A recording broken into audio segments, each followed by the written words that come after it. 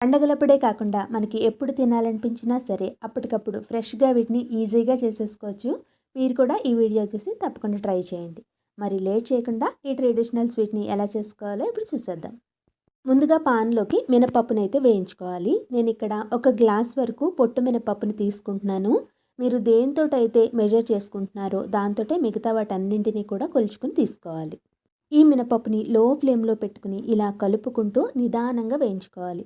చక్కగా ఇలా దోరగా వేగి కమ్మటి వాసన వచ్చేంత వరకు వీటిని వేయించుకుని వీటిని ఒక ప్లేట్‌లోకి తీసేసుకోవాలి. తర్వాత పాన్‌లోకి అర గ్లాస్ వరకు మినపగుళ్ళనైతే తీసుకోవాలి. మినపగుళ్ళను కూడా లో ఫ్లేమ్‌లో పెట్టుకుని కలుపుకుంటూనే వేయించుకోవాలి. మనకి అన్నీ కూడా సమానంగా వేగాలి కాబట్టి ఇలా కలుపుకుంటూ వేయించుకోవాలి. మినపగుళ్ళు కొద్దిగా వేగిన తర్వాత ఒక 5 నిమిషాల్లో మనం స్టవ్ ఫ్లేమ్‌ను ఆఫ్ చేసేస్తాము అనగా 2 స్పూన్ల వరకు బియ్యాన్ని వేసుకుని వాటిని కూడా వేయించుకోవాలి. ఇలా బియ్యం వేయడం వల్ల మనకి సున్నుండలు తినేటప్పుడు నోటికి